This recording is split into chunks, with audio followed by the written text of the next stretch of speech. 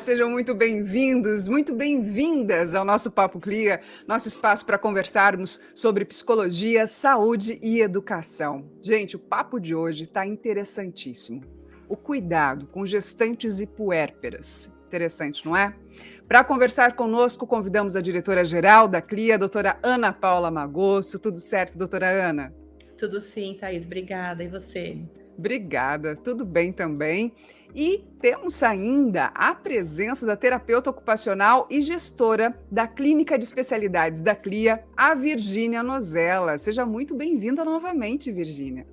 Obrigada, Thaís. Tudo bem? E você? Tudo bem, tudo certo. Pessoal, olha aqui este dado. Um estudo realizado pela Fundação Britânica Parent Infant apontou que uma em cada 10 mulheres tem sim dificuldade em criar vínculo com os seus bebês. E no Brasil, de acordo com a Universidade de São Paulo, cerca de 25% das mulheres apresentam depressão perinatal no período de 6 a 18 meses após o nascimento do bebê. Ana, doutora Ana, como gestora, como mãe, como psicóloga, como é que a CLIA enxerga os desafios da maternidade? Então, Thaís, a maternidade ela é um momento muito especial e muito singular na vida da mulher, né? Então, esses dados que você trouxe, eles são importantíssimos, porque a gente precisa pensar como que a gente pode diminuir essa incidência cuidando bem da mulher enquanto ela está gestante ou pensando em engravidar mesmo, né? Então, quando a gente pensa num cuidado interdisciplinar para essa mulher, é justamente para poder cuidar tanto dela, como dessa relação que ela vai estabelecendo com o seu filho, desde quando ele está ainda dentro do útero, né? Pensando num apoio psicológico, nas questões físicas, né? Nas questões de casal, nas questões de história de vida mesmo, para que ela possa ter uma elaboração e uma vivência aí com uma rede de apoio especializada para passar bem por esse período e poder diminuir a chance desses problemas aí após o parto. Doutora Ana, antigamente as mulheres tinham filhos perto, né, de famílias e tinham essas redes de apoio. Na sua visão, isso hoje faz toda a diferença para uma mulher, sendo ela mais nova ou tendo uma gestação já numa idade mais avançada? Faz toda a diferença. Todo o cuidado com a gestante vai fazer toda a diferença no impacto na saúde dela e do bebê no pós-parto, né? Hoje a gente vê, por exemplo, pessoas virando avós, mas que trabalham 20, 30 horas por semana e não conseguem dar o suporte para o filho ou para a filha logo depois que eles têm bebês, né? E a mulher muitas vezes se vê sozinha numa situação que é tudo muito novo para ela. Antes a gente ficava junto com a avó, com tia, né, que estavam ali cuidando da casa, fazendo comida, enquanto a mulher podia se dedicar para o cuidado com seu bebê. Hoje a gente não tem isso na grande maioria das famílias. Isso, me parece que é uma maternidade bastante solitária. Virgínia, e você? Você percebe que esses desafios da maternidade começam antes mesmo dessa mulher decidir ser mãe? Sim, Thaís. Começa. A gente tem uma sociedade que cobra muito das mulheres, né? Que, na verdade, essa cobrança vem desde que a mulher nasce, né? Então, se espera já que essa criança, que essa menina tenha interesses por bonecas, né? Tenha delicadeza, cuidado, já desenvolva. Então, assim, os brinquedos, os ambientes, né? Eles são muito já preparados para isso. Uhum. Ao mesmo tempo, ele é preparado, ele é pedido isso, mas ele é também dito como um espaço de algo já nato, como se toda mulher já nascesse apta a ser mãe e como se isso não tivesse um aprendizado. E tem muito aprendizado e precisa muito... e é um aprendizado que, né, de muitas coisas que é só na hora mesmo, então por isso essa questão da rede de apoio é muito importante.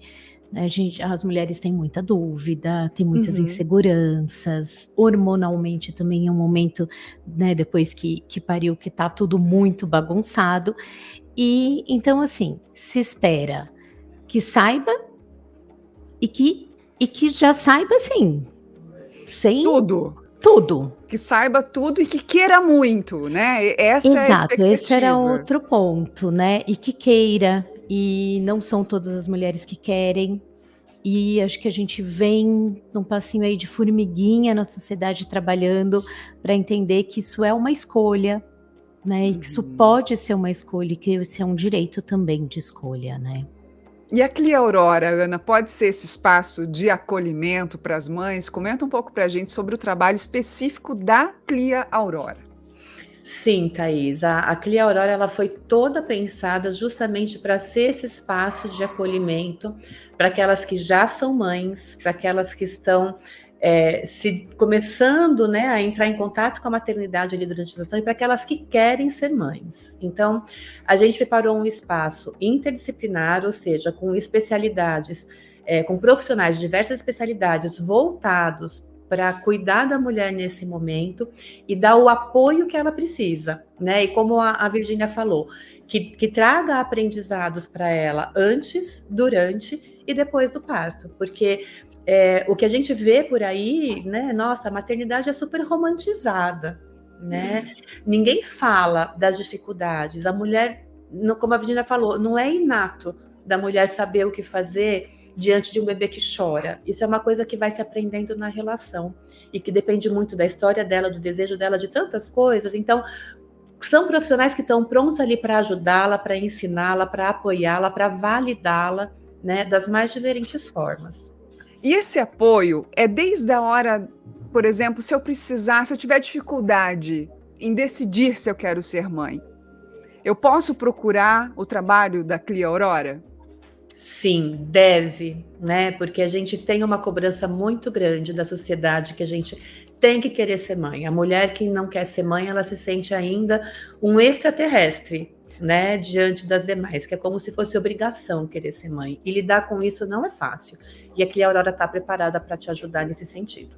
Muito legal. Virgínia, então, detalhe um pouco mais para a gente que tipo de apoio eu posso ter na Clia Aurora, desde essa decisão da maternidade, até um acompanhamento, por exemplo, mais fisiológico, por exemplo, eu posso ter também para saber como o meu corpo vai reagir a toda essa transformação?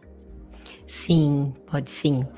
A gente então, né, tá preparado para atender, né, desde as tentantes, com a parte da psicologia perinatal, com esse apoio, essas, né, até isso que vocês falaram, para essa decisão, ou para acompanhamento desse processo, que às vezes é um processo, então a mulher já sabe, quer, mas às vezes não tá fácil engravidar, então fazer esse acompanhamento também.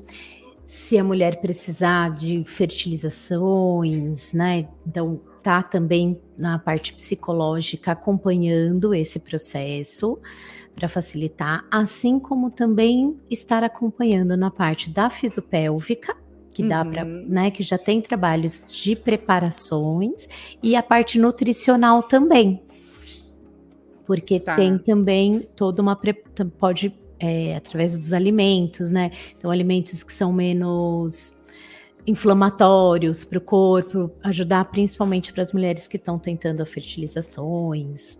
Então, ajuda bastante, né? Como é que essa preparação pélvica? Eu fiquei curiosa, Virgínia. Como é que acontece isso?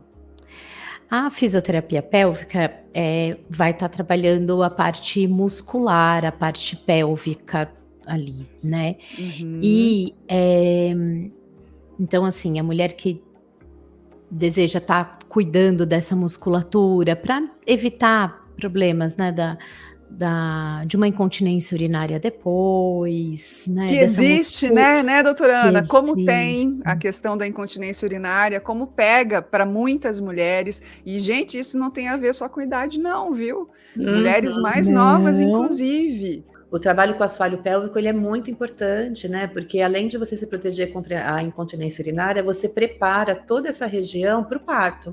Porque é uma região que fica muito sobrecarregada, tanto durante a gestação, porque o peso do bebê vai ficando todo sobre o assoalho pélvico, e para você poder facilitar a recuperação do pós-parto e o próprio parto em si, né?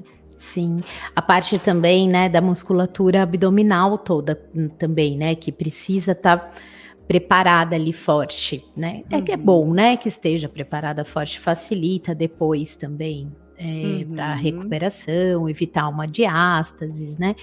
Então, a gente pode pensar na fisiopélvica antes, durante a gestação e também depois, se caso houver uma necessidade. A gente está falando muito da mulher, da gestante, mas e família? E o homem? Eles entram, né? Também entram nessa questão do próprio acompanhamento da Clia Aurora? Entram sim. Então, como a gente estava falando da tentante, né? Às vezes esse momento de preparo, essa dificuldade não é só da mulher, né? Ela pode ser também do pai e do casal, enfim, né? Não necessariamente de um homem. E ele, às vezes a gente encontra até casais que, né? A quem não vai carregar o bebê é quem está sofrendo mais, inclusive, né? Que está com mais ansiedade, está com mais nervosismo, está se sentindo deslocado nesse processo, aonde se encaixa.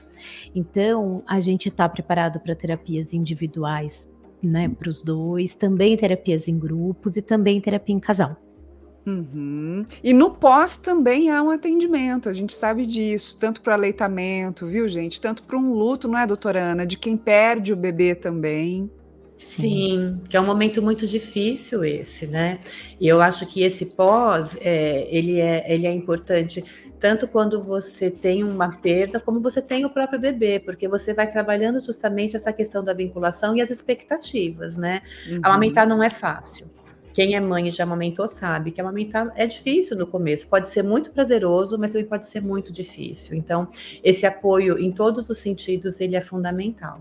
Bom, gente, então o que vocês estão compreendendo é que esse preparo, né, esse acompanhamento, ele é desde a hora em que uma mulher ainda está para decidir, não sabe realmente se ela quer ser mãe ou não, até o momento em que ela tem a criança no colo, o ser humano, para ela poder dar a vida, né, ensinar, educar, tudo isso. É bem completo, está sendo feito por uma equipe com muito carinho, não é, Virgínia?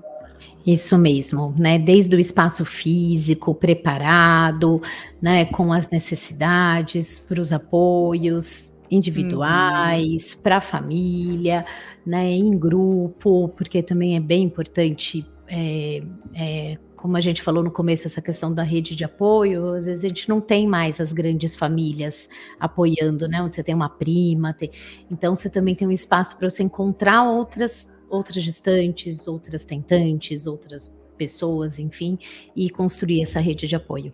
Pois é, e se a gente não tem, como antigamente, hein, doutora Ana, que a gente monte, que a gente vá atrás, porque realmente é uma fase importantíssima na vida de uma mulher, de um homem, de uma família. É um novo ser humano sendo criado ali. Qual que é a tua expectativa, doutora Ana, em relação à Clia Aurora, não só em relação aos pacientes, mas também com o envolvimento dos especialistas, que não são poucos, viu, gente? Ai, olha, Thaís, eu acho que a minha expectativa, ela já está até sendo realizada, assim, porque são profissionais apaixonados por aquilo que fazem, né, que tem muita sensibilidade com relação a essa fase da vida e com relação aos pacientes, que a gente consiga fazer diferença na vida de cada um, né, oferecendo para cada um aquilo que ele precisa. Eu acho que isso é o fundamental, assim, é o que faz brilhar os nossos olhos no trabalho.